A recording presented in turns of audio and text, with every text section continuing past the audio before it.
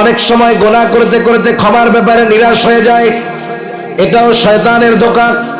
কিন্তু আল্লাহ তাআলা বান্দার জন্য ক্ষমার দরজা খুলে রাখছে।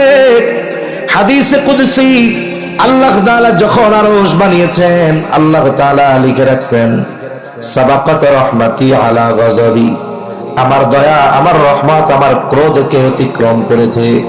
তার মানে আমার আপনার গুনাহ যত হোক না কেন, আমার আপনার গুনার চাইতে আল্লাহ তাআলার দয়া, রহমত, মায়া অগণিত গুণ বেশি। আল্লাহ রাব্বুল আলামিন আমাদের যদি আসমান পরিমাণও গুনাহ হয়, আল্লাহ তাআলার ক্ষমা করার ক্ষমতা আছে না নাই? আল্লাহ তাআলা তো সেই রব, সেই মালিক, যিনি 100 খুন করার পরেও একে জানতে চাইলো সবচাইতে বড় বিজ্ঞ ব্যক্তিকে। মানুষ তাকে এক ব্যক্তির ঠিকানা দিল, সে আলেম ছিল না, সে ছিল একজন খ্রিস্টান সন্ন্যাসী। এইবার ওই ব্যক্তির কাছে গিয়া ওই 99 হত্যা করেছে ওই লোকটা গিয়া কয়, ও আল্লাহর বান্দা, আমি তো 99টা হত্যা করছি, আমাকে কি আল্লাহ মাফ করবে নাকি? ওই সন্ন্যাসী বলতেছে, কি কও, তোমার আল্লাহ মাফ করবে না? এইবার ওই লোকটা কয়, মাফ যেহেতু করবে না, তোরে হত্যা করে 100টা বুড়ায় ফেলি। এইবার দিছে ওরে আবার সাইজ কইরা, এবার পূর্ণ হইছে কত? 100। আবার কিছুদিন পর তার অন্তরের মধ্যে আবার অনুশোচনা জাগ্রত হইছে, না রে, আল্লাহর কাছে মাফ চাওয়া দরকার।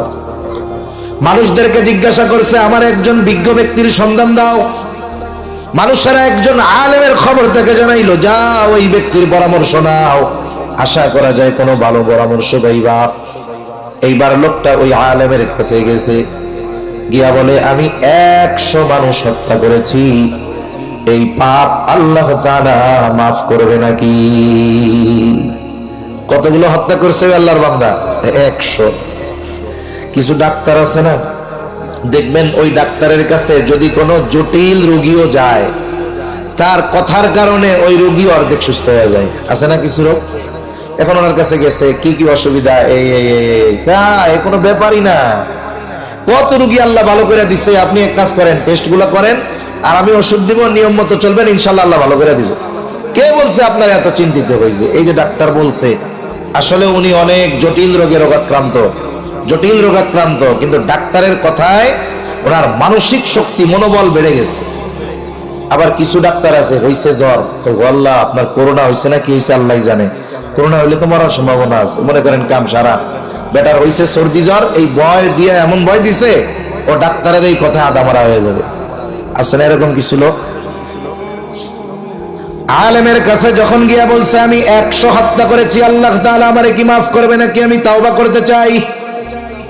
আল্লাহর বান্দা বলে, অবশ্যই আল্লাহ তাআলা তোমারে মাফ করবে, তবে একটা কাজ করো, অমুক গ্রামে অনেক আবেদ আছে, তুমি ওই গ্রামে যাও, আল্লাহ তাআলার কাছে ক্ষমা চাও তাদের সাথে গিয়া। আল্লাহর বান্দা ক্ষমার আশায় তার এলাকা থেকে ওই গ্রামের দিকে রওনা দিল। পথিমধ্যে তার মৃত্যুর সময় হয়ে গেছে।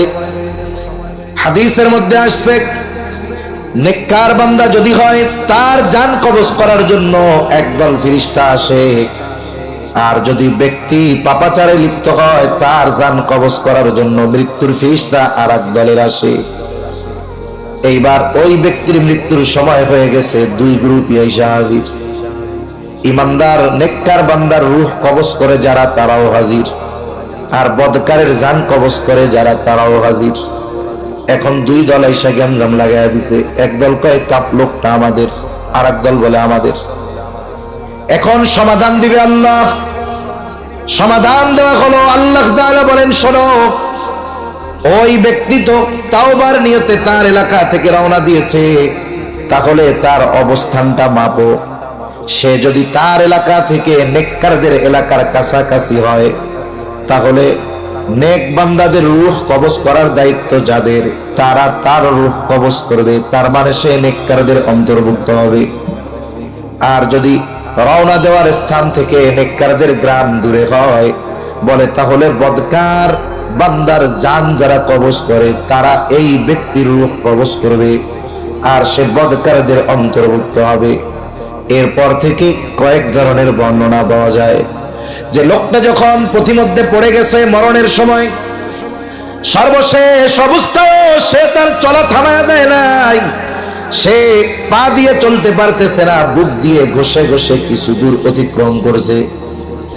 এইবার জায়গা মাপা হলো, দেখা গেল ওই ব্যক্তি তার রওনা দেওয়ার এলাকা, তার এলাকা থেকে রওনা দিয়েছে একেবারে ওই আল্লাহর বান্দাদের গ্রামের দিকে। মাত্র 1 বিঘত বেশি অগ্রসর হওয়ার কারণে ওই ব্যক্তির রূহ, নেককার বান্দার রূহ যারা কবজ করে তারাই তার জান কবজ করেছে।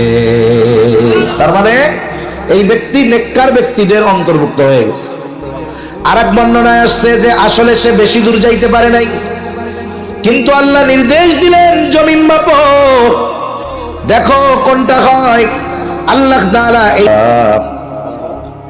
ইন্নাহু হুয়াল গফুরুর রহিম। وقال رسول الله صلى الله عليه وسلم التائب من الذنب كمن لا ذنب له أو كما قال النبي صلى الله عليه وسلم صدق الله العلي العظيم وصدق رسوله النبي الكريم ونحن على ذلك من الشاهدين والشاكرين والحمد لله رب العالمين سبحانك لا علم لنا إلا ما علمتنا إنك أنت العليم الحكيم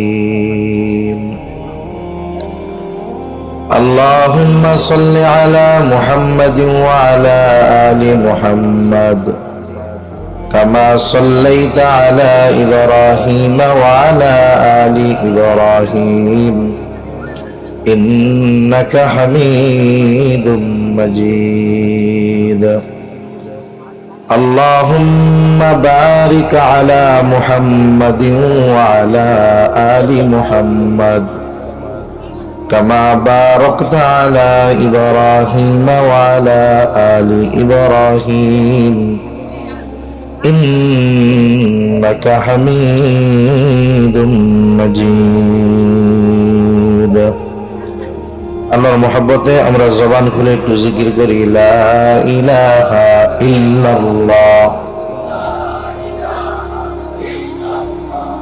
লা ইলাহা ইল্লাল্লাহ লা ইলাহা ইল্লাল্লাহ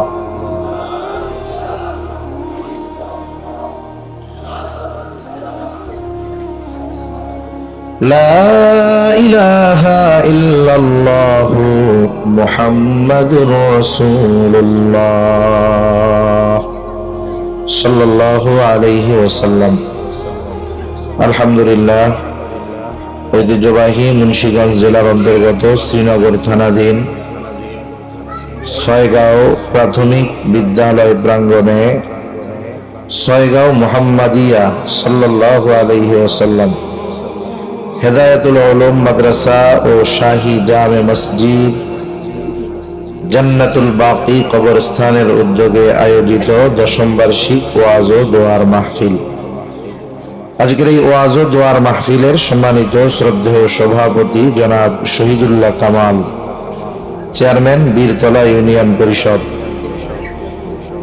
বিশেষ মেহমানবৃন্দ, আমন্ত্রিত উলামায়ে কেরাম, সামনে উপস্থিত মুরব্বিয়ানে কেরাম, সমবয়সী যুবক বন্ধু, স্নেহের ছোট ভাই, পর্দার অন্তরালে অবস্থানরতা সম্মানিত শ্রদ্ধা মা ও বোন, আল্লাহ রাব্বুল আলামিনের দরবারে অগণিত শুকর যে মহান মালিক হায়াত বরকত দিয়ে সুস্থ রেখে দীর্ঘ রাত পর্যন্ত বিজ্ঞ উলামায়ে কেরামের জবান থেকে খুবই গুরুত্বপূর্ণ কথা শ্রবণ করবার, আমি আপনাদের খেদমতে কিছু কথা বলার সুযোগ যে মহান মালিক আমাকে আমাদেরকে দান করেছেন, সে মহান মালিককে খুশি করার জন্য মহব্বতের সাথে জবান খুলে অন্তর থেকে আমরা একবার কালিমাতুশ শুকর পাঠ করি, আলহামদুলিল্লাহ। অগণিত দুরূদ ও সালাম সাইয়্যিদুল আম্বিয়া, আশরাফুল আম্বিয়া, খাতামুল আম্বিয়া, ইমামুল মুরসালিন, রাহমাতুল লিল আলামিন, মুহাম্মাদুর রাসূলুল্লাহ সাল্লাল্লাহু আলাইহি ওয়াসাল্লামের উপর আমি আপনাদের খিদমতে পবিত্র কোরআনুল কারীমের একটা আয়াত ও রাসূল আকরাম সাল্লাল্লাহু আলাইহি ওয়াসাল্লামের অগণিত হাদিস থেকে একটা হাদিস পাঠ করেছি। আল্লাহ তাআলার কাছে তৌফিক চাই, আল্লাহ তাআলা কিছু কথা বলার তৌফিক দান করেন, যে কথাগুলো আমাদের সবার দুনিয়া এবং আখিরাতের জন্য কল্যাণকর হয়। সকলে জবান খুলে বলি আমিন। সম্মানিত উপস্থিতি, আমরা বানি আদম, আমরা আদম সন্তান। নবী রাসূলগণ ব্যতীত যত মানুষ আছে প্রত্যেকেরই কোনো না কোনো ভুল, কোনো না কোনো পাপ আছে, এটা স্বাভাবিক।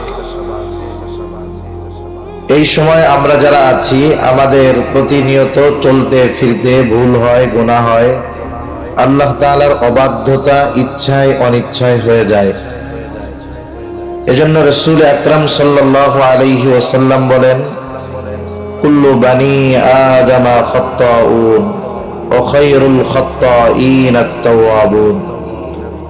নবীজি সাল্লাল্লাহু আলাইহি ওয়াসাল্লাম বলেন, প্রত্যেকটি বনি আদম পাপী, তবে ওয়া খায়রুল খাত্তাইন আত-তাওয়াবুন, পাপীদের মধ্যে উত্তম পাপী হলো সে যে পাপের উপরে স্থির থাকে না, বরং সে পাপ থেকে তওবা করে ফিরে আসে। তাহলে প্রথম বিষয় বোঝা গেল, বনি আদমের দ্বারা পাপ হতে পারে, এটা স্বাভাবিক।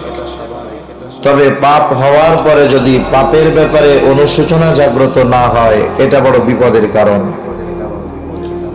আরেকটা হাদিসের মধ্যে আসছে, রাসূলুল্লাহ সাল্লাল্লাহু আলাইহি ওয়াসাল্লাম বলেন, বনি আদম যদি পাপ না করত, ফেরেশতার মতো যদি হয়ে যাইত, যেটা পাপই আর করে না, তাহলে আল্লাহ তাআলা নতুন আরেক জাতি সৃষ্টি করতেন যারা পাপ করত, তবে পাপের উপরে স্থির থাকতো না, বরং পাপ করার পরে অনুশোচনা করত, আল্লাহর কাছে পাপের জন্য ক্ষমা চাইতো, আল্লাহ তাআলা তাদের মাফ করে দিতেন। সুবহানাল্লাহ।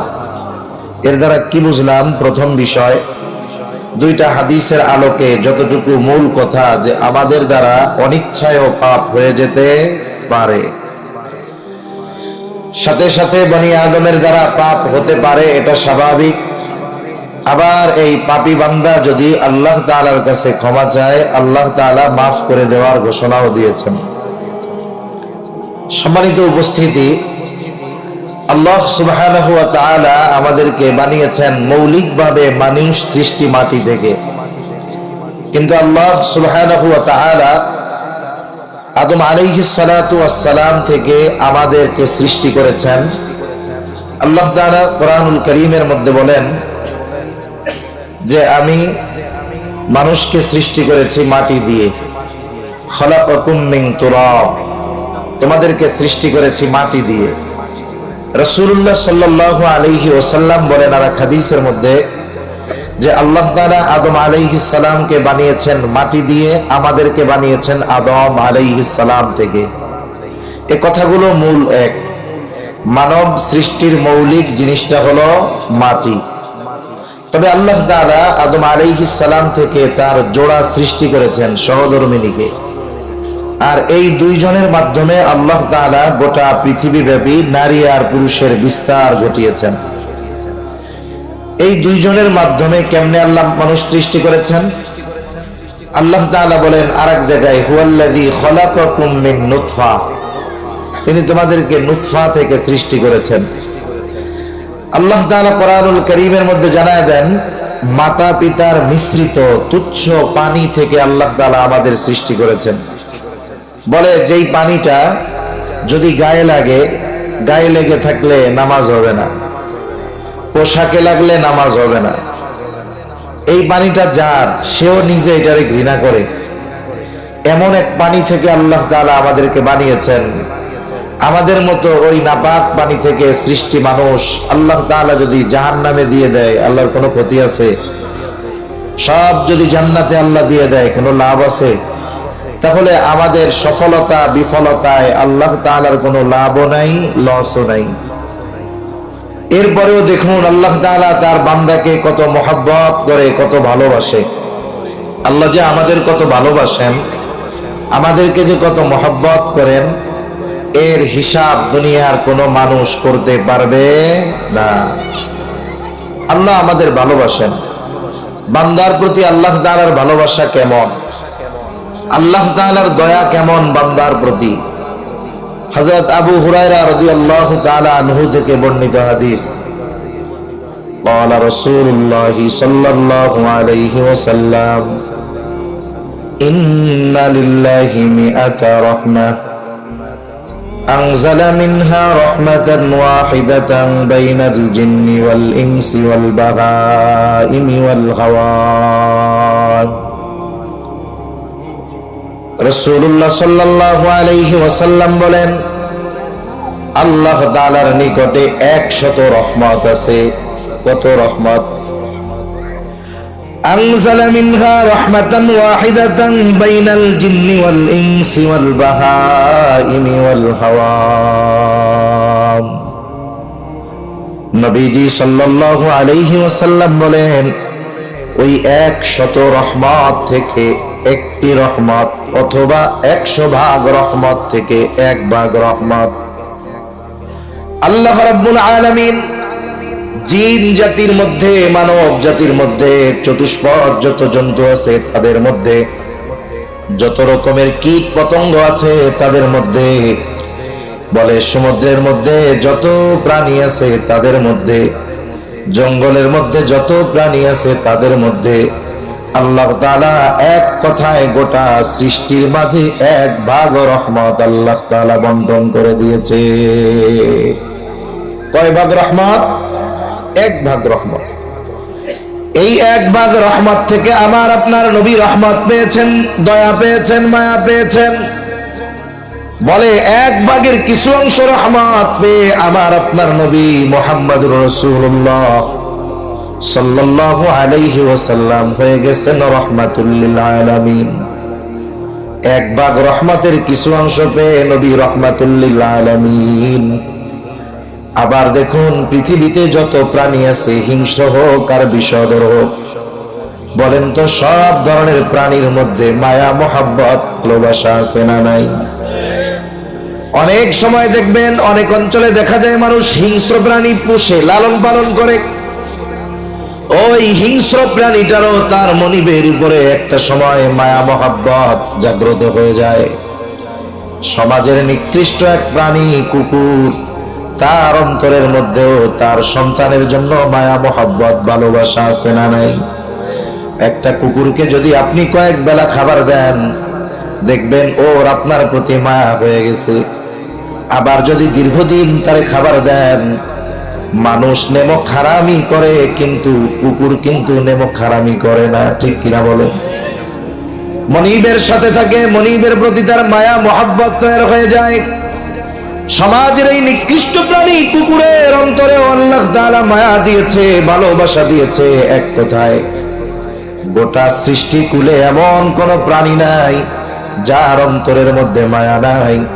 তাহলে এই গোটা সৃষ্টিকুলের সবার অন্তরে মায়া দিয়েছেন আল্লাহ তাআলা কয় ভাগ থেকে? আল্লাহর কাছে আছে কত ভাগ? আরো জোরে বলেন না, কত ভাগ? 99 ভাগ আছে। আল্লাহ রাব্বুল আলামিন বলেন, আখরাল্লাহু লাহু 99 রাহমাহ। আল্লাহ তাআলা তার নিকট 99 ভাগ রহমত রেখে দিয়েছেন। কেন? নবীজি বলেন, এক হাদিসের মধ্যে আসছে, ইয়াগফিরু বিহি ইবাদাহু ইয়াউমাল কিয়ামাহ। আর এক বর্ণনায় আসছে, ইয়ারহামু বিহি ইবাদাহু ইয়াউমাল কিয়ামাহ। কিয়ামতের দিন আল্লাহ তাআলা এই রহমতগুলা দিয়ে তার বান্দার প্রতি দয়া করবে। আর এক বর্ণনায় আসছে, এই 99 ভাগ রহমত দিয়ে আল্লাহ তাআলা কিয়ামতের দিন তার বান্দাদের মাফ করে দিবে।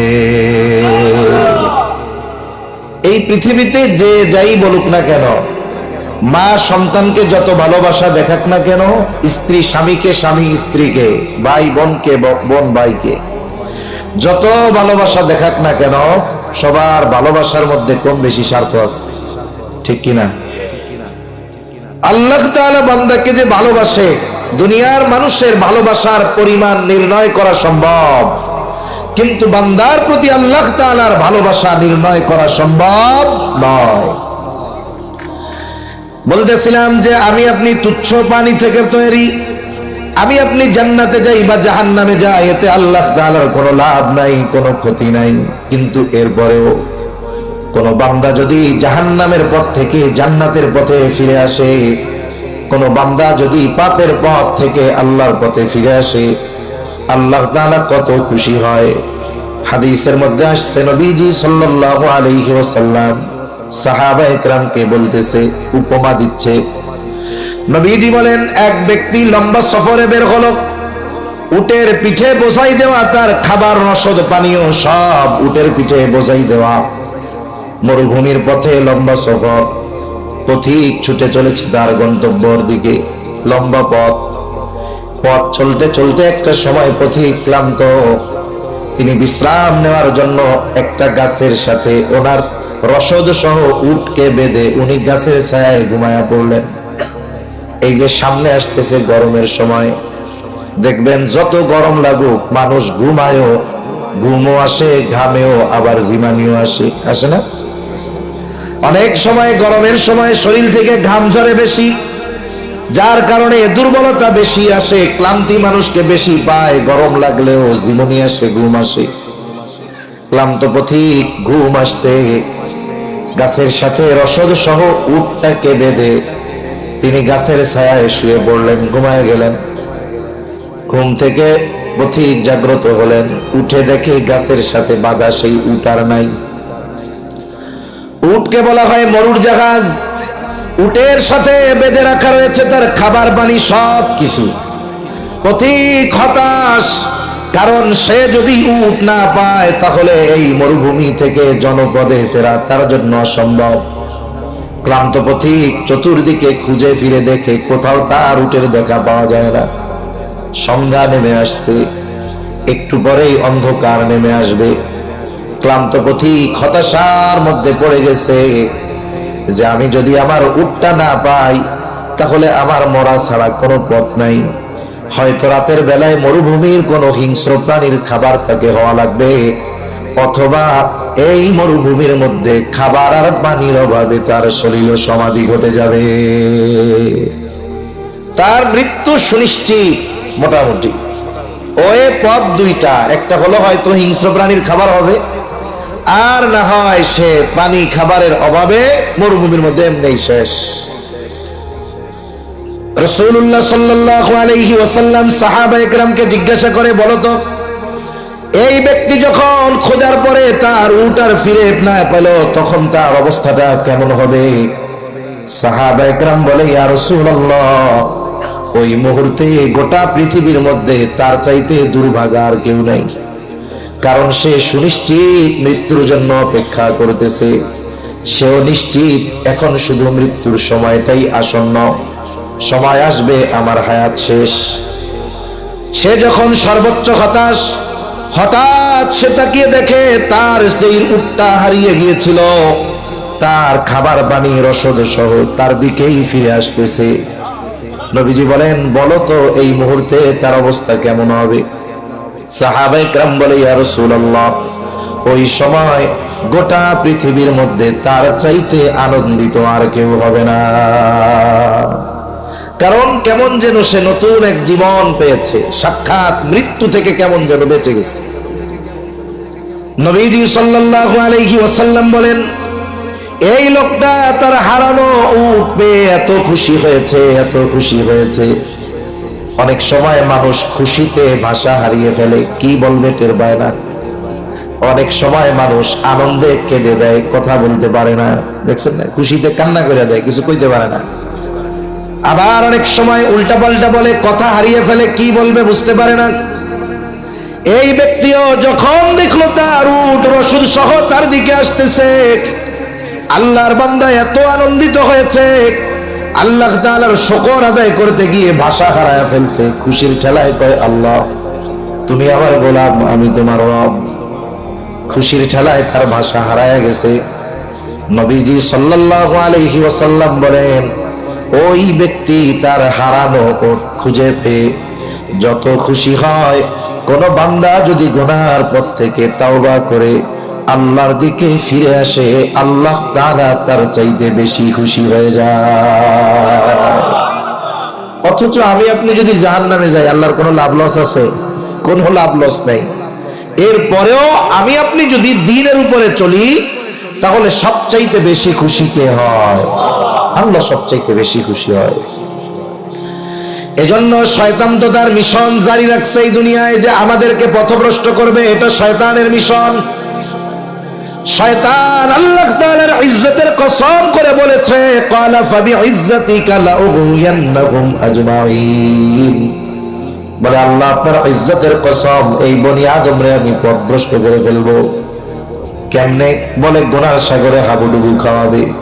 গোনা হইতে হইতে এত গোনা হবে, ওরে নিরাশার বীজ ওর অন্তরে বপন করে দিবে, যে তুই যে পাপ করছস আল্লাহ মাফ করবে না, এক কাম কর, বাকি হায়াতটা পাপ করেই কাটায় দে।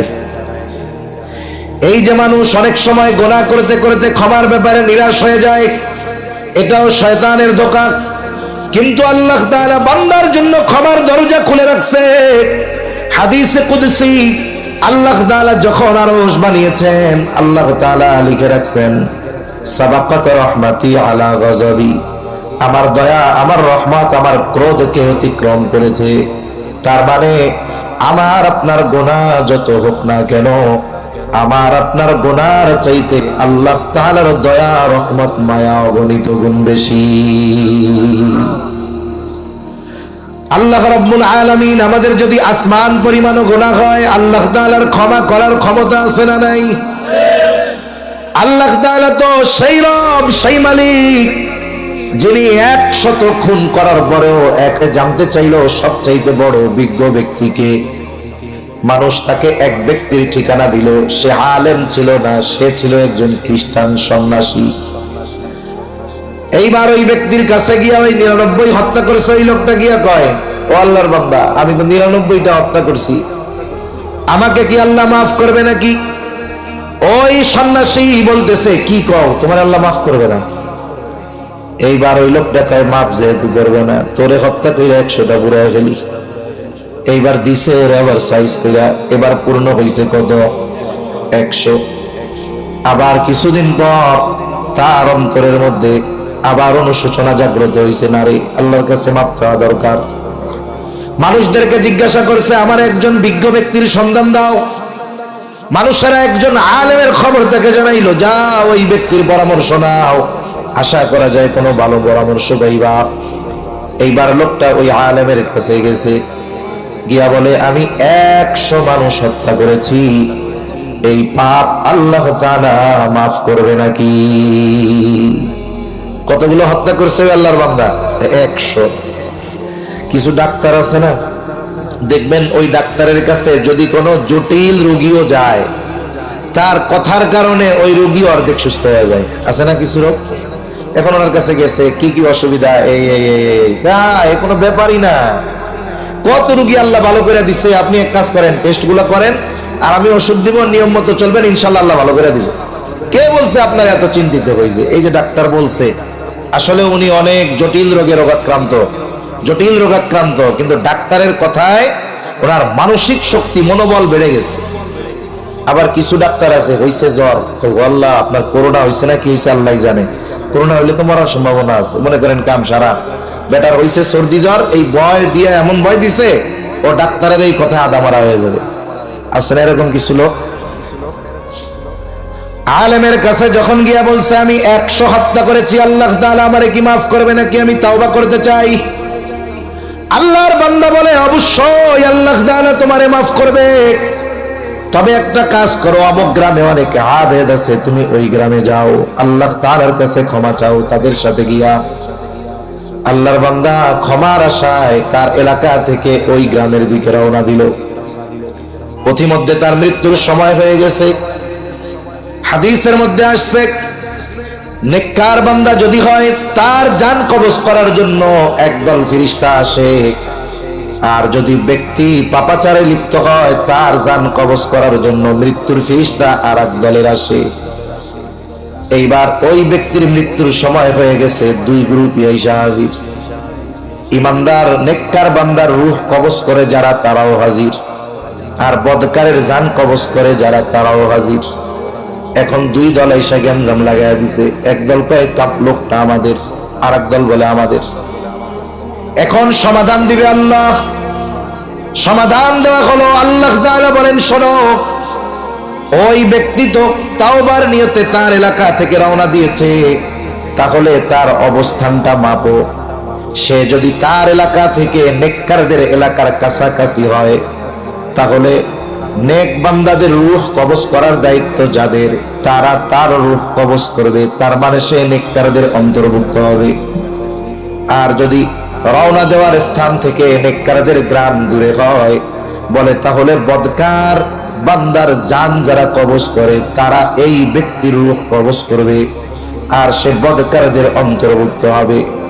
এরপর থেকে কয়েক ধরনের বর্ণনা পাওয়া যায় যে লোকটা যখন পথিমধ্যে পড়ে গেছে মরণের সময়, সর্বশেষ অবস্থায় সে তার চলা থামায় দেয় নাই, সে পা দিয়ে চলতে পারতেছে না, বুক দিয়ে ঘষে ঘষে কিছু দূর অতিক্রম করছে।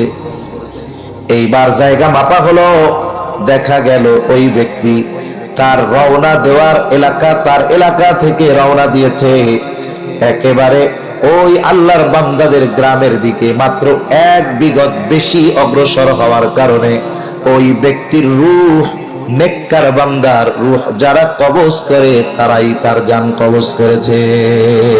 তার মানে এই ব্যক্তি নেককার ব্যক্তিদের অন্তর্ভুক্ত হয়ে গেছে। আরেক বর্ণনায় আসছে যে আসলে সে বেশি দূর যাইতে পারে নাই, কিন্তু আল্লাহ নির্দেশ দিলেন জমিন মাপো, দেখো কোনটা হয়। আল্লাহ তাআলা এই বান্দা তো ক্ষমার আশায় রওনা দিছে, তার অন্তরের খবর আল্লাহ জানে। এইবার বাড়ি থেকে রওনা দিয়েছিল, অল্প রাস্তা আসছে, আল্লাহ রাস্তাটারে লম্বা বানায় দিছে, আর নেককারদের গ্রামটা তারা নিকটে আইনা দিছে। আর ওই ব্যক্তির রূহ, নেককার বান্দাদের রূহ যেই ফেরেশতারা কবজ করে, তারা কবজ করেছে। তার মানে ওই ব্যক্তির তাওবা আল্লাহ কবুল করেছে, নেককারদের অন্তর্ভুক্ত সে হয়ে গেছে। এজন্য আল্লাহ তাআলা তো 100 হত্যা করছে এমন ব্যক্তিরও আল্লাহ মাফ করে দিছে। ওই রকম পাপী আমাদের সমাজে কম বেশি নাই বললে চলে। আর যা আছে দুই একটা, ওইগুলার কথা তো আর বলবো না। সম্প্রতি সময়ে কিছু ঘটনা শুনি, এমন একটা দেশ, অলিয়া উলিয়ার দেশ, 92% মুসলমানের দেশ, এমন এমন ঘটনা শুনি যেগুলো বলতেও নিজের কাছে লজ্জা লাগে। যারা আমাদের নিরাপত্তার দায়িত্বে ছিল, যারা জনগণের ট্যাক্সের পয়সায় মানুষকে নিরাপত্তা দান করবে, এই মানুষগুলাই জঙ্গি নাটক সাজিয়ে মানুষের উপরে কত জুলুম, নামের সাথে নাম মিল থাকায় অপরাধীকে বাঁচায়া দেওয়ার জন্য সিমিলার নামের, ওই নামের নিরপরাধ ব্যক্তিকে নৃশংসভাবে হত্যা, এরকম কত ঘটনা যে ঘটছে এর হিসাব নাই। আল্লাহ তাআলা এই জালেমদেরকে দুনিয়া আখিরাত উভয় জাহানে প্রকৃত শাস্তি দান করেন বলি আমিন। মনে রাখতে হবে, এক জালেম গেছে, আমরা যেন নতুন করে আবার জালেম না হয়ে যাই। মনে রাখতে হবে প্রত্যেকটা জালেমের শেষ পরিণতি এক, টুডে অর টুমরো, আজ অথবা কাল। আল্লাহ তাআলা কোন জালেমকে ছেড়ে দেন না, সাময়িকভাবে ছাড় দেন, কিন্তু চূড়ান্ত ভাবে আল্লাহ তাআলা কোন জালেমকে ছাড় দেন না। এজন্য আমরা আল্লাহ তাআলার কাছে ক্ষমার ব্যাপারে নিরাশ হব না। এজন্যই তো আল্লাহ তাআলা বলেন, ইয়া ইবাদিয়াল্লাযীনা আসরাফু আলা আনফুসিহিম লা তাকনাতু মির রাহমাতিল্লাহ ইন্নাল্লাহা ইয়াগফিরুয যুনুবা জামিআ ইন্নাহু হুয়াল গফুরুর রহিম। আল্লাহ রাব্বুল আলামিন যেই সমস্ত মানুষেরা পাপ করতে করতে নিজের নফসের উপরে অবিচার করে ফেলেছে, চিন্তা করতেছে আমারে মনে হয় আল্লাহর মাফ করবে না, আল্লাহ তাআলা এই পাপী বান্দাদেরকে পাপী বলে সম্বোধন করেন নাই। এই পাপী বান্দাকেও আল্লাহ তাআলা সম্বোধন করতেছে, ইয়া ইবাদি, হে আমার বান্দা। কিছু শব্দ আছে এর শুধু তরজমা বলার দ্বারা এই শব্দের গভীরতা বোঝানো যায় না। ইয়া ইবাদি, এই শব্দের মধ্যে কত মায়া, কত দয়া, বান্দার প্রতি আল্লাহ তাআলার কত ভালোবাসা, কত মহব্বত, এটা বাংলা অনুবাদের মাধ্যমে বোঝানো যায় না। কত আবেগ দরদ নিয়ে আল্লাহ তাআলা বলেন, ইয়া ইবাদি, হে আমার বান্দা, আল্লাযীনা আসরাফু আলা আনফুসিহিম, তোমরা যারা নিজের উপরে নিজেরা নফসের উপরে বাড়াবাড়ি করে ফেলছো, পাপের সমুদ্রে হাবুডুবু খাইতেছো, মনে করতেছো তোমার আল্লাহ মনে হয় তোমারে মাফ করতে পারবে না, ক্ষমার ব্যাপারে তুমি নিরাশ হয়ে গেছো। আল্লাহ তাআলা বলে, বান্দা শুনে নাও, লা তাকনাতু মির রাহমাতিল্লাহ, তোমরা আল্লাহর রহমতের ব্যাপারে নিরাশ হও না, কারণ পাপ যত হোক ক্ষমা করার ক্ষমতা আল্লাহ তাআলার আছে। যদি কেউ এই কথা বিশ্বাস করে, মেনে নেয় যে আমার পাপ আল্লাহ তাআলার ক্ষমা করার মতো ক্ষমতা নাই, সে অবশ্যই আল্লাহ তাআলাকে ক্ষমার ব্যাপারে অক্ষম মনে করে। আল্লাহ তাআলা সব গুনাহ মাফ করতে পারে। এজন্য আল্লাহ তাআলা বলেন, ইন্নাল্লাহা ইয়াগফিরুয যুনুবা জামিআ, তুমি নিরাশ হও না, বরং আল্লাহ তাআলার কাছে তোমার পাপের ব্যাপারে ক্ষমা চাও, একনিষ্ঠভাবে তওবা করো, গুনার থেকে ফিরে আসো, ওই পাপ কাজ বন্ধ করো। আল্লাহ তাআলা তোমার সব গুনাহগুলো মাফ করে দিবে। শুধু তাই না, আল্লাহ রাব্বুল আলামিন জানায় দেন, কোন পাপী যদি পাপ করার পরে খালেস ভাবে তওবা করে, নেক আমল অব্যাহত রাখে, আল্লাহ তাআলা তার অতীতের পাপগুলোকেও নেকের দ্বারা বদল করে দেয়। এজন্য আল্লাহর ব্যাপারে, আল্লাহর ক্ষমার ব্যাপারে নিরাশ হওয়ার কোনো সুযোগ নাই। নবীজি সাল্লাল্লাহু আলাইহি ওয়াসাল্লাম এই জন্য সাহাবায়ে কেরামকে বারবার আশার ঘটনা শুনাইতেন। রাসূলুল্লাহ সাল্লাল্লাহু আলাইহি ওয়াসাল্লাম সাহাবায়ে কেরামকে বনি ইসরাইলের এক জালেমের ঘটনা শুনাইছেন, পাপী জালেম। আব্দুল্লাহ ইবনে ওমর রাদিয়াল্লাহু তাআলা আনহু বলেন, নবীজি ওই বনি ইসরাইলের ওই জালেমের ঘটনা একবার দুইবার নয়, বারবার নবীজি আমাদের শোনায়েছেন। নবীজি বলেন, বনি ইসরাইলে এক জালেম ছিল, পাপী জালেম, তার নাম ছিল কিফিল।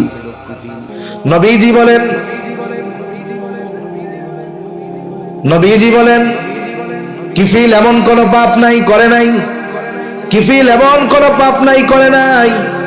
রাসূল আকরাম সাল্লাল্লাহু আলাইহি ওয়াসাল্লাম বলতেছেন, এই জালেম কিফিল এমন কোন পাপ নাই করে নাই। তার পাপগুলার মধ্যে একটি পাপ ছিল, সে মানুষকে সুদের উপরে টাকা কর্জ দিত। সুদখোর আছে না সমাজে? সুদখোর আছে। পেছনে জায়গা থাকলে একটু আপনারা বসে পড়েন। এই বয়ানের মধ্যে ওই দাঁড়ায় থাকলে বসে বলতে বলা ভাল লাগে না, একটা ধারাবাহিকতা নষ্ট হয়। বসার দরকার, যারা বসে পড়ে নাই, যার সামনে ফাঁকা আছে পূরণ করে বসে। একটু কথা না শুনতে শুনতে আগায় আগায় বসে, কথাও বলতে থাকি, আপনারাও নিশ্চুপ ভাবে কথা শুনেন আর আগায় বসেন, পিছনে ধরানোর জন্য বসতে পারে। যারা দাঁড়ায় আছেন একটু কষ্ট করে বসে পড়েন।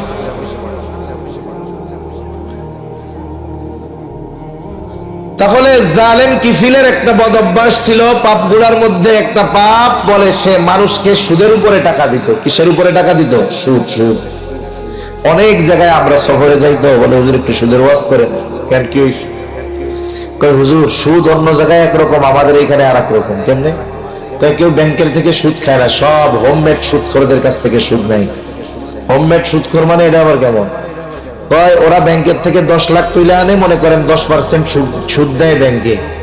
সাধারণ মানুষ আইডি, কাগজ, গ্রান্টার এইসব দিয়ে সুদ উঠাবে কোত্থেকে? ওরা চিন্তা করে ওর কাছ থেকে, ঘরের থেকে নিয়ে আসি।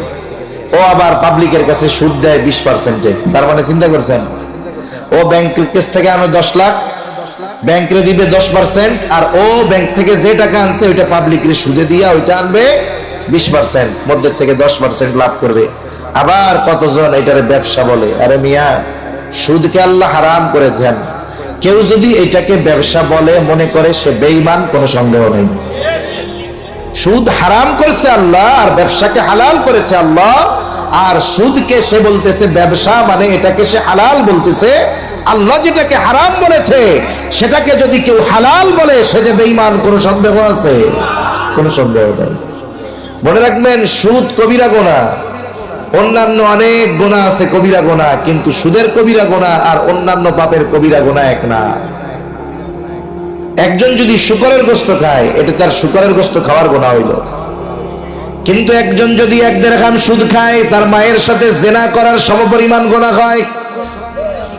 এখন যদি ওই সুদখোরকে ওই অপরাধ করতে বলেন, ও করবে না, বরং যে বলবে তারে মেরে ফেলবে। অথচ দেখুন, সুদ খাওয়ার মাধ্যমে সে মায়ের সাথে জিনা করার মতো গুনাহ করতেছে। এই বলেন তো, যেই লোকটার মস্তিষ্ক সুস্থ আছে সে কখনো ওই ধরনের পাপের কথা চিন্তা করতে পারে নাকি? আর সুদখোর তো ওই মানের পাপ সুদ খাওয়ার মাধ্যমে করে, তার মানে সুদখোরের মস্তিষ্ক ঠিক নাই। এজন্য কিয়ামতের দিন সুদখোর টালমাটাল অবস্থায় উঠবে, হাসরবাসী দেখে বুঝতে পারবে যে এই লোকটা দুনিয়াতে সুদখোর ছিল। আল্লাহ আমাদের সুদের পাপ থেকে হেফাজত করুক, বলি আমিন। জালেম কিফিল মানুষকে সুদের উপরে টাকা দিত। একজন বিধবা দরিদ্র সুন্দরী মহিলা জালেম কিফিলের কাছে গেছে বিপদে পড়ে কিছু টাকার জন্য। কিফিল রে গিয়া বলে, কিফিল, বিপদে পড়েছি, আমারে কিছু টাকা ধার দাও। যারা সুদে টাকা দেয় এরা মানুষ বিপদে পড়লে কখনো টাকা খরচ দিবে না, কারণ আল্লাহ তাআলা সুদখোরের হৃদয়টাকে কঠোর বানায় দেয়। সুদখোরের ভাষার মিষ্টতা আল্লাহ কেড়ে নেয়, আর সুদখোরের চেহারা থেকে আল্লাহ তাআলা ঈমানের নূর ছিনায়া নিয়ে যায়। এজন্য সুদখোর যত সুন্দর হোক না কেন, একটু খেয়াল দিয়ে তাকায় দেখবেন ওর চেহারার মধ্যে হিংস্রতা ভরা, ওর চেহারার মধ্যে কোনো মায়া মমতা দরদ নেই।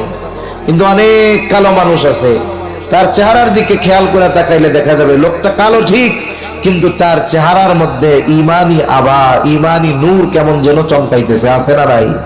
আছে। কিফিল বলে, আমি কাউরে সুদে ছাড়া টাকা ধার দেই না। সকল ভাবে অভ্যস্ত কিফিল মহিলার দিকে তাকায় দেখে চেহারা সুন্দর, বলে, মহিলা, যদি সুদের লাভ না দিতে পারো তাইলে আমার সাথে গোপনে লিপ্ত হওয়ার ওয়াদা দাও। যদি তুমি এই শর্তে রাজি হও তাইলে তোমারে আমি কিছু টাকা কর্জ দিতে পারি।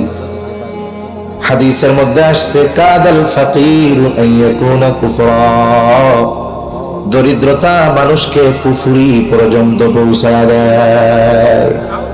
আমাদের দেশেও অনেক মানুষ অনেক অঞ্চলে আছে যে দরিদ্রতার কারণে এই মানুষগুলো তাদের ঈমানকে বিক্রয় করে দিচ্ছে। এখন বলতে পারেন, হুজুর আপনারা কি করেন? আমরা যতটুকু করি ততটুকু 1000 ভাগের 1 ভাগও কাজ হয় না। এদের জন্য বিলিয়ন বিলিয়ন ডলার আসে এই ঈমান কেনার জন্য, সেখানে হুজুরের লাখ টাকা 1000 টাকায় কোনো কাজ হয় না। এরপরেও আমাদের অনেক ভাইরা আছে, কাজ করে। আমরাও আমাদের পক্ষ থেকে চেষ্টা করি যে কিছু দরিদ্র মানুষের পাশে দাঁড়িয়ে তাদের ঈমান বাঁচানো যায় কিনা, কিন্তু তাদের যে ইনভেস্ট তার সামনে আমাদের কোনো কিছুই নাই। যেমন এই যে রোহিঙ্গারা আসছে আমাদের দেশে, ওরা তো মুসলমান হওয়ার কারণেই বিতাড়িত হয়েছে। ওদের মধ্য থেকে যারা খ্রিস্ট ধর্ম গ্রহণ করে, ইসলাম ত্যাগ করে, তাদের জন্য ফ্যাসিলিটি আলাদা। তাদের জন্য যেই সমস্ত তাবু আছে ওই জায়গায় খুব আধুনিক সুযোগ সুবিধা আছে, অনেকগুলোর মধ্যে এসি দেওয়া আছে, খুব আধুনিক সুযোগ সুবিধা। তাদের পরিবারের লোকদেরকে ইউরোপ আমেরিকাতে সেটেল করার ব্যবস্থা এনজিওরা করে দিচ্ছে, শুধুমাত্র যদি ইসলাম ত্যাগ করে তারা খ্রিস্ট ধর্ম গ্রহণ করে। বাংলাদেশের অনেক জায়গায় খ্রিস্টান মিশনারির কাজ চলতেছে। 10,000, 20,000, 50,000 টাকার জন্য মানুষ ঈমান বিক্রয় করে ফেলতেছে, ঠিক কিনা? দরিদ্রতা মানুষকে কুফরি পর্যন্ত পৌঁছায় দেয়। এজন্য আমি আপনি শুধু নামাজ, রোজা, হজ, যাকাতের মধ্যে জীবনকে সীমাবদ্ধ রাখলে হবে না। বলে, আমার আপনার কিছু সামাজিক দায়বদ্ধতা আছে, এগুলার ব্যাপারেও আল্লাহর কাছে জিজ্ঞাসিত হতে হবে। কিয়ামতের দিন আল্লাহ তাআলা বান্দাকে বলবে, গোলাম, আমি ক্ষুধার্ত ছিলাম, আমারে তুমি খানা দাও নাই। আমি পিপাসিত ছিলাম, পানি দাও নাই। আমি অসুস্থ ছিলাম, সেবা শুশ্রূষা করো নাই। লোকটা বলবে, আল্লাহ আপনার তো এগুলার কোনো কিছুর প্রয়োজন হয় না, আর যদি প্রয়োজন থাকতো আমি আপনাকে কেটনে দিতাম। আল্লাহ তাআলা বলবে, বান্দা তোমার প্রতিবেশী অভুক্ত ছিল, তারে তুমি খাবার দাও নাই, তাকে যদি তুমি খাবার দিতা তাহলে আমি এটা পেয়ে যাইতাম। তোমার প্রতিবেশী অসুস্থ ছিল, তুমি তার সেবা শুশ্রূষা করো নাই, তুমি যদি তার সেবা শুশ্রূষা করতা আমি পেয়ে যাইতাম। তার মানে দেখুন, আমার আপনার প্রতিবেশী কেউ যদি অভাবের কারণে অন্যায়ে জড়িয়ে যায়, কিয়ামতের দিন ওই ব্যক্তি অন্যায়ে জড়ানোর কারণে আমাকে আপনাকেও আল্লাহর সামনে জবাবদিহিতার কাঠগড়ায় দাঁড়ানো লাগবে। এজন্য অনেক সময় দেখেন না, অনেক জায়গায় আছে, এক গ্রামে যদি একটা চোর থাকে ওই গ্রামের শান্তি নষ্ট হওয়ার জন্য ওটাই যথেষ্ট। এখন আমরা কি করি? বলে আমরা ওই চোররে ধরে পুলিশে দিয়ে দেই। চোরকে ধরে কোথায় দিয়ে দেই? পুলিশে দিয়ে দেই। এখন পুলিশ ওরে থানায় নিয়ে জেলে চালান করে দিল, জেলে ভরে দিল। এই চোর জেলের মধ্যে থেকে বের হয় হলো ডাকাত হয়ে। কি হয়ে বের হয়? ডাকাত হয়ে বের হয়। এরপরে ডাকাতির কারণে আবার ওরে জেলে ভরে। এইবার ও মোটামুটি নেতা হয়ে বের হয়। এইবার অপরাধ করে জেলে ঢুকে, পরের বার বার হয়ে এমপি সাহেব হয়ে যায়। এজন্য আমাদের দেশে 90% এমপি মন্ত্রী পাবেন ওইগুলো এক সময় রেল লাইনের পিন চুরি করে বেড়াইতো, কুলিগিরি করে বেড়াইতো, এখন এমপি হয়ে গেছে। এজন্যই তো এগুলো সব চোর, বাটপার, চিটিং আর দেশের সম্পদ লুট করে করে এরা দেশটারে শেষ করে দিচ্ছে। সেজন্য এই অপরাধে জড়াইছে। কি করব? আপনার এলাকায় 100 মানুষ আছে, আপনারা 1000 টাকা করে উঠান। যাদের যাকাত দেওয়ার সামর্থ্য আছে একটু বেশি দেন, যার সামর্থ্য কম তার সে একটু কম দিল। এবার এরে প্রথমে কি করবেন? 3 চিল্লায় পাঠায় দিবেন তাবলিগে। তার অনুপস্থিতিতে তার পরিবারের খরচ চালান। 20,000 খরচ হইল, বুঝলাম। এবার 3 চিল্লা দিয়ে আসছে, মোটামুটি আশা করা যায় দীর্ঘ সময় ভালো মানুষের সাথে থাইকা তার চারিত্রিক যেই অবনতি ছিল এটা পরিবর্তন হয়ে তার চরিত্র ভালো হবে। এবার কি করেন? তার একটা অটো কিনা দেন, একটা রিক্সা কিনা দেন। সমাজের সব মানুষ মিলা তারে এইটা বুঝাইয়া দিয়া তারে বলেন যে 5 ওয়াক্ত নামাজ কালাম পড়ো, হালাল উপার্জন করো, এটা চালায় খাও, পাপের সাথে জড়ায় না। তাহলে কি হলো? এই যে সবার সম্মিলিত প্রচেষ্টায় একটা মানুষ ভালো হলো। ও যদি চুরিতে অভ্যস্ত হইতো, ওর পোলাপান ওইগুলাই তো ভবিষ্যতে ওর দায়িত্ব পালন করার বিষয়টা ভবিষ্যতে ওরাই পালন করতো, ঠিক না? এখন কি হলো যে সে ভালো হইলো, তার পরিবার পরিজন ভালো হলো, সমাজের মানুষও শান্তি পাইল। এজন্য সামাজিক দায়বদ্ধতা আমাদের মধ্যে আছে। কেউ যদি কোনো পাপে জড়িয়ে যায়, আমাদেরও কিয়ামতের দিন অভাবের কারণে যদি সেই পাপে জড়ায়, আল্লাহর কাছে জবাব দিয়ে তার কাঠগড়ায় দাঁড়াতে হবে। তাহলে হাদিসের মধ্যে আসছে, কাদাল ফাকিরু আন ইয়াকুনা কুফরা, দরিদ্রতা মানুষকে কুফরি পর্যন্ত পৌঁছায় দেয়। এইবার মহিলা তার প্রয়োজনের কাছে হার মেনে গেল, জালেম কিফিলের শর্তে রাজি হয়ে গেল। নির্ধারিত দিন জালেম কিফিল তার বাড়িতে হাজির। মহিলা চেহারা অন্যদিকে ঘুরায় রাখছে, থরথর করে কাঁপে আর কান্না করে। কিফিল বলে, মহিলা কান্না করো কেন? আমি তো তোমাকে জোর জবরদস্তি কোনো কিছুই করি নাই, তুমি তো স্বেচ্ছায় শর্তে রাজি হয়ে টাকা আনছো। মহিলা বলে, কিফিল আমি কোনোদিন এইরকম পাপাচারে লিপ্ত হই নাই, তাহলে তুমি কেন রাজি হইলা? বলে, অভাবের কারণে। তাহলে কান্না করতেছো কেন? বলে, আল্লাহর ভয়ে। আল্লাহর ভয়ে কান্না করে, আল্লাহর ভয়ে কাঁপে। কিফিল বলে, সত্যই তুমি আগে কোনোদিন এমন পাপ করো নাই? বলে, না করি নাই। আর আল্লাহর ভয়ে কাঁপতেছো? বলে, না। এই যে মহিলা বলে, আল্লাহর ভয়ে আমি কাঁপতেছি, কান্না করতেছি, এই কথাটা জালেম কিফিলের কান দিয়া ঢুইকা হৃদয় পর্যন্ত পৌঁছায় গেছে। হয়তো কিফিল চিন্তা করতেছে, আরে মহিলা স্বেচ্ছায় পাপ করে নাই, বরং পাপ করতে সে বাধ্য হচ্ছে, কিন্তু এখনো করে নাই। আর আমার জীবন তো এমন এক জীবন যেই জীবনে পাপের কোনো শেষ নাই। হয়তো মহিলার ওই কথা তার জীবন পরিবর্তনের কারণ হয়ে গেল। জালেম কিফিল কাপড় পরিধান করে নিল। মহিলাকে বলে, মহিলা যেহেতু তুমি জীবনে কোনোদিন পাপে জড়াও নাই, শোনে না, এই যে 60 দিরহাম তোমারে যে আমি কর্জ দিয়েছিলাম, এটা আমি তোমারে সদকা করে দিলাম, মাফ করে দিলাম, তোমারে যাও। আর আল্লাহর শপথ, আমি আর কোনদিন আল্লাহ তাআলার নাফরমানি করব না, আমি আর কোনদিন আল্লাহ তাআলার নাফরমানি করব না। এই কথা বলে জালেম কিফিল বাড়িতে চলে গেল। ঘটনাক্রমে ওই রাতটাই ছিল কিফিলের জীবনের শেষ রাত। কিফিল মারা গেছে। সমাজের মানুষ কিফিলের মৃত্যু সংবাদে আনন্দিত হয়ে গেছে। কত আনন্দ করতেছে, কারণ কিছু মানুষ তো আছে জালেম, এদের মৃত্যুতে মানুষ ইন্না লিল্লাহ বলে না, বরং আলহামদুলিল্লাহ বলে। মাঝে মধ্যে আগে দেখতাম, এখনো মাঝে মধ্যে দেখি, ওই যে মনে করেন এক যুবক মোটরসাইকেল অ্যাক্সিডেন্টে মারা গেছে, মাথা দেহ পুরো থেতলে গেছে ট্রাকের চাকায় পিষ্ট হয়ে। তার পাশে তার একটা ছবি দিছে যে কত সুদর্শন একটা ছেলে। তা চিন্তা হয় যে আরে যুবক মানুষ, 18, 20, 22 বছর বয়স, এই ছেলেটার মা বাবার কত কষ্ট। মায়ের সামনে সন্তানের মৃত্যু, এর চাইতে মায়ের জন্য দুনিয়ায় কষ্টের আর কোনো কিছু নাই। বাবার কাঁধে সন্তানের লাশ, এর চাইতে বাবার কাছে ওজনদার আর কোনো কিছু নাই। তা মানুষের মন্তব্য কি এই ব্যক্তির ব্যাপারে একটু ভিতরে ঢুকে দেখি। আল্লাহর বান্দা মরছে, কেউ ইন্না লিল্লাহ কয় না, সব দিকে আলহামদুলিল্লাহ কয়, সব আলহামদুলিল্লাহ। দেখছেন না এরকম মাঝে মধ্যে আপনারা? কি দেখা গেল?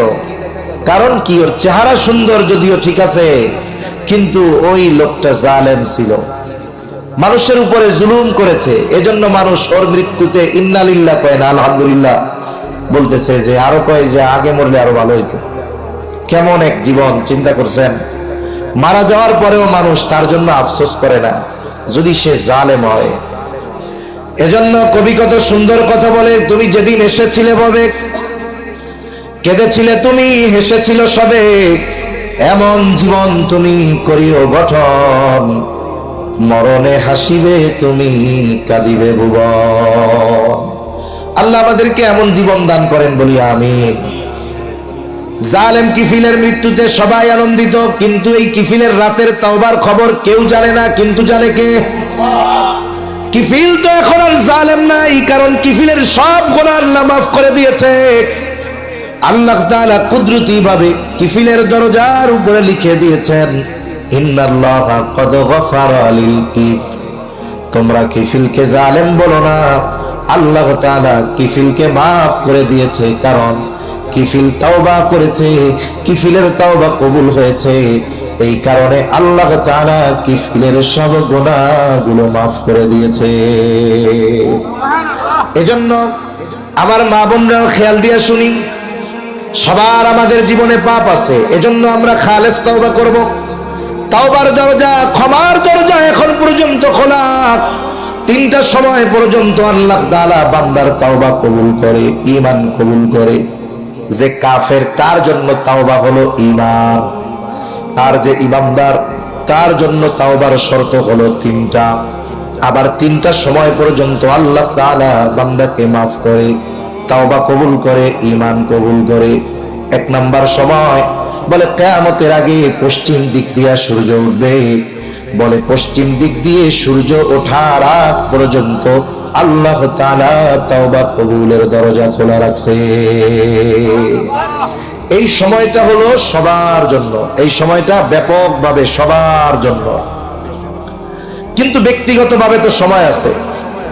তাহলে 1 নাম্বার সময় কোন পর্যন্ত? পশ্চিম দিক দিয়ে সূর্য ওঠার আগ পর্যন্ত। 2 নাম্বার, গজব আসার আগ পর্যন্ত আল্লাহ বান্দার ঈমান তাওবা কবুল করে, গজব আসার আগ পর্যন্ত। আমরা সৌভাগ্যবান জাতি, নবীজির দোয়ার কারণে আল্লাহ তাআলা আমাদেরকে গজব দিয়ে সমূলে ধ্বংস করবেন না।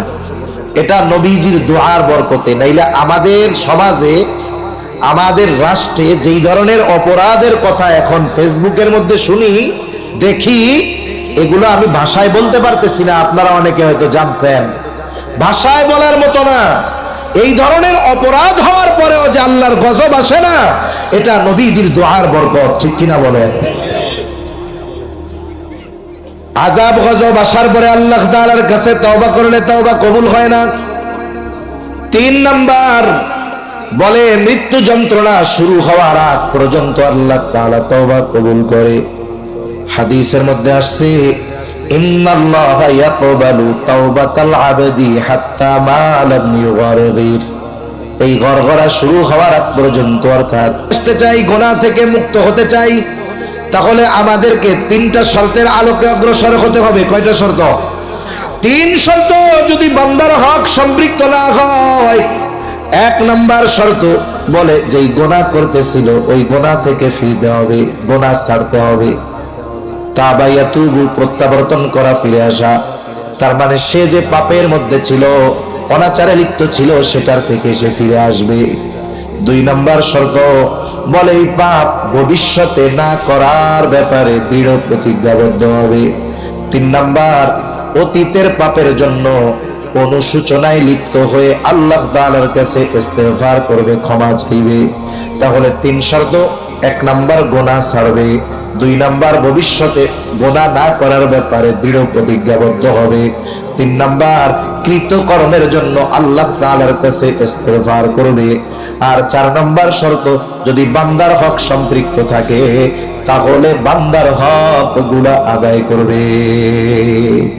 আমার আগে শফিকুল ইসলাম ফরিদপুরি সাহেব বান্দার হকের ব্যাপারে অনেক কিছু বলছে, ওটা আমি মোটামুটি শুনছি।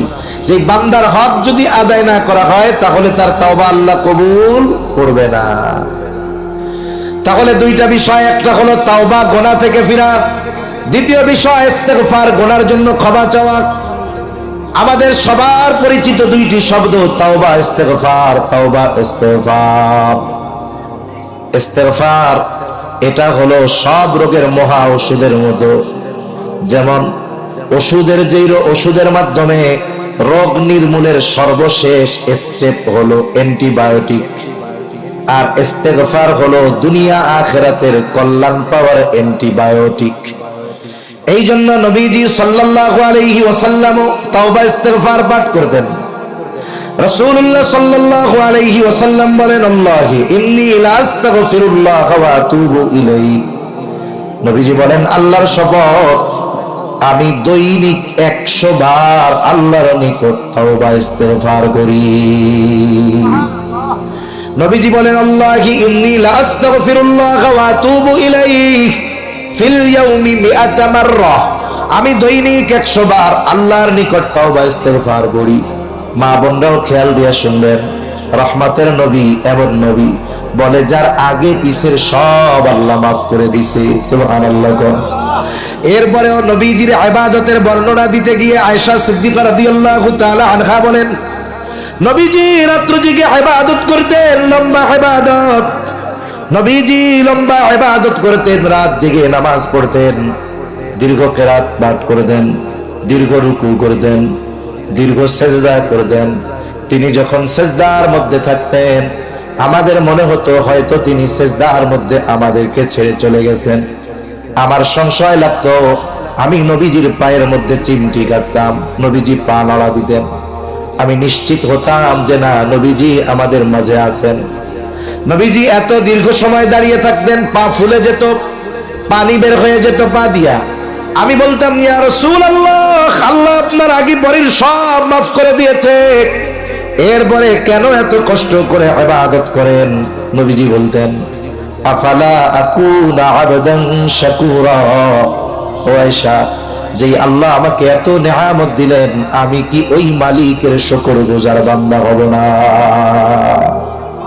দেখুন, আগে পরের সব মাফ, এরপরেও কেমন ইবাদত করতেন। দৈনিক 100 বার ইস্তেগফার পাঠ করতেন। নবীর তো কোনো পাপ নাই, নবী তো মাসুম। এরপরেও আল্লাহ তাআলা নির্দেশ দিলেন, সূরা নাসর, ইযা জাআ নাসরুল্লাহি ওয়াল ফাত ওয়া রাআইতান নাসা ইয়াদখুলুনা ফি দীনিল্লাহি আফওয়াজা ফাসাব্বিহ বিহামদি রাব্বিকা ওয়াস্তাগফির। আল্লাহ তাআলা আদেশ দিবেন, আপনি আপনার রবের কাছে বেশি বেশি ইস্তেগফার পাঠ করেন। নবীজির তো পাপ নাই, তো ইস্তেগফার কেন দরকার? বলে, যার পাপ নাই সে ইস্তেগফারের মাধ্যমে তার মর্যাদা আরো বাড়তে থাকে। আল্লাহ নবীকে ইস্তেগফার পাঠ করতে কেন বলছেন? যেন এর কারণে ওনার মর্যাদা আরো কি বাড়ে বাড়ে। কিছু ভাই বুঝে না, কয় ওনার ভুল টুল হয়েছিল, এই জন্য ওনারে আল্লাহ ইস্তেগফার পাঠ করতে বলছেন। আউযুবিল্লাহ বলেন। নবীজি পাঠ করছেন। আর একটা কারণ কি? উম্মত যেন তাওবা ইস্তেগফারের ব্যাপারে সর্বোচ্চ গুরুত্ব দেয়, যেখানে রাহমাতুল লিল আলামিন দৈনিক 100 বার তাওবা ইস্তিগফার পাঠ করতেন, সেখানে আমাদের জন্য কি করণীয় এই চিন্তা যেন আমাদের মধ্যে আসে। এজন্য আমাদের তো ব্যস্ততা বেশি, 2-3 মিনিট ভালো কাজে আমাদের ব্যয় করা কঠিন, কিন্তু মোবাইলে, চার দোকানে, টেলিভিশনে, ফেসবুকে ঘন্টা 24টার জায়গা 12টা পার হয়ে গেলেও কোনো অসুবিধা নাই, ঠিক কিনা বলেন? এজন্য আমরাও দৈনিক 100 বার তাওবা ইস্তিগফার পাঠ করব। দৈনিক কতবার? মা বোনরাও খেয়াল দিয়ে শুনবো, আমরা 100 বার পাঠ করব। 3 মিনিট লাগে, কয় মিনিট সর্বোচ্চ? জোরে বলেন, কয় মিনিট? আস্তাগফিরুল্লাহাল আযীম ওয়া আতুবু ইলাইহি। এভাবে যদি আপনি পড়েন সর্বোচ্চ 3 মিনিট লাগবে 100 বার পড়তে। দেখুন, একটা মানুষ 2-4-5 দিন না খায়াও বাইচে থাকতে পারে যদি হায়াত থাকে, কিন্তু কোন ব্যক্তি যদি 10 মিনিট অক্সিজেন না নিতে পারে অথবা 10 মিনিট কার্বন ডাই অক্সাইড না ছাড়তে পারে, বেঁচে থাকতে পারবে? তার মানে বেঁচে থাকার অবিচ্ছেদ্য এক জিনিস হলো এই শ্বাস প্রশ্বাস। বলে আমি আপনি শ্বাস প্রশ্বাস আমার আপনার জন্য যেমন জরুরি, আমরা যদি তাওবা ইস্তিগফারকে আমাদের জন্য ওই রকম জরুরি বানায় নিতে পারি, তাহলে দুনিয়ার গুনাহ আল্লাহ ক্ষমা করবে, দুনিয়া আখিরাতের কল্যাণ যিনি দান করবেন তিনি কে? এজন্য আজকের কথা শেষ এতটুকু। আমার মা বোনরাও খেয়াল দিয়ে শুনবো, নামাজ পড়ার জন্য 1 নাম্বার ওয়াক্ত হওয়া লাগে। কেউ যদি এখন চিন্তা করে রাত্রে ঘুমামু, ফজরের নামাজটা পড়াই ঘুমাই, 11টার দিকে উঠবো না, কাম হবে? যদি চিন্তা করে 2 রাকাত তো আজকে আগে পড়তেছি, 8 রাকাত ফরজ পড়ি, আল্লাহ কবুল করবে, হবে? নামাজের জন্য ওয়াক্ত হইতে হবে, পবিত্রতা অর্জন করতে হবে। তারপরে আপনি নামাজ পড়বেন, কত নিয়মতান্ত্রিকতা, জায়গা পাক, শরীর পাক, কাপড় পাক, কত ফরজ আছে, এগুলো সব ঠিক হইতে হবে, এরপরে নামাজ হবে। কিন্তু ইস্তিগফার পাঠ করার জন্য ওয়াক্ত হওয়ার দরকার আছে। ঘুম ভাঙছে রাত 3টার সময়, আস্তাগফিরুল্লাহ 10 বার পড়ে বলেন। ইস্তিগফার হলো সকল রোগের মহা ঔষধ। এজন্য ইস্তিগফার যদি পড়া হয় আল্লাহ গুনাহ মাফ করে দেয়। ইস্তিগফারের মাধ্যমে আল্লাহ তাআলা যথাসময়ে যথাযথ পরিমাণ বৃষ্টি দেয়। নাহলে কি হয়, বৃষ্টি যখন দেয় আল্লাহ বন্যা হয়ে যায়, আবার যখন প্রয়োজন তখন দেয় না, যখন প্রয়োজন না ধুমসে আল্লাহ দেয়। এটা কেন হয়? বলে আমাদের পাপের কারণে। আমরা যদি ইস্তিগফার পাঠ করি তাহলে এর দ্বারা যথাসময়ে যথাযথ পরিমাণ আল্লাহ বৃষ্টি দিবে। দেখেন, দুনিয়া অনেকের টাকাও আছে, সন্তানও আছে, দুনিয়ায় ওইটা কাজে লাগে না, আছে না অনেক মানুষ এরকম? সন্তান ওর আখিরাতে জাহান্নামের কারণ হবে, মাল ওর জাহান্নামে যাওয়ার কারণ হবে। কিন্তু ইস্তিগফার যারা পাঠ করে আল্লাহ তাআলা বলেন ওয়ায়ুমদিদকুম বিআমওয়ালিন ওয়া বানিন, সন্তান সম্পদে আল্লাহ তাআলা সমৃদ্ধি দান করবে। তার মানে এই সন্তান সম্পদ তার দুনিয়ায়ও কাজে লাগবে, আখিরাতেও কাজে লাগবে। সুবহানাল্লাহ বলে। আল্লাহ এগুলোর মাধ্যমে তাকে দুনিয়া আখিরাত উভয় জাহানে সাহায্য করবে। আল্লাহ তাআলা নদীর প্রবাহ ঠিক রাখবে, সাথে সাথে আল্লাহ তাআলা উদ্যান আল্লাহ তাআলা বাড়ায় দিবেন। শুনেন, এই পৃথিবীতে যদি আমরা সুস্থতার সাথে বাঁচতে চাই, বেশি বেশি সবুজ দরকার, গাছগাছালি দরকার। এই যে সুন্দরবন, আমার তা ওইসবও লাগায় নাই গাছগাছালি, আপনাদের কেউ লাগায় নাই, এগুলো দিছে কে? এই অ্যামাজন জঙ্গল, পৃথিবীর ফুসফুস বলা হয় তাকে। এই গাছের মাধ্যমে গোটা পৃথিবীর 60%-এর বেশি অক্সিজেন পাওয়া যায়। এখন চিন্তা করেন, তার মানে সবুজায়ন যত বাড়বে মানুষ তত একেবারে ন্যাচারাল বিশুদ্ধ অক্সিজেন পাবে। বিশুদ্ধ অক্সিজেন পাবে, সে সুস্থ থাকতে পারবে। আর এই সবুজায়ন বাড়ে কিসের মাধ্যমে? যথাসময়ে যথাযথভাবে বৃষ্টির মাধ্যমে। আল্লাহ সুবহানাহু ওয়া তাআলা এই ইস্তিগফারের মাধ্যমে এগুলো দান করেন। এজন্য আমরা আমাদের জীবনের ওই যে শ্বাস প্রশ্বাস যেমন জরুরি, ইচ্ছা হইলেও নেই, না ইচ্ছা হইলেও নিতে বাধ্য হই, ইস্তিগফারকে আমরা আমাদের জীবনের জন্য ওইরকম বানাবো তো ইনশাআল্লাহ। আল্লাহ সুবহানাহু ওয়া তাআলা আমাদেরকে যথাযথভাবে গুনাহ থেকে ফিরে এসে শর্তগুলোর আলোকে তাওবা করে খালেস ভাবে আল্লাহ তাআলার কাছে ইস্তিগফারের মাধ্যমে এই হায়াত অতিবাহিত করার তৌফিক দান করেন। সকলে বলি আমিন। ওয়া আখিরু দাওয়ানা আনিল হামদুলিল্লাহি রাব্বিল আলামিন। আসসালামু আলাইকুম ওয়া রাহমাতুল্লাহি ওয়া বারাকাতুহু।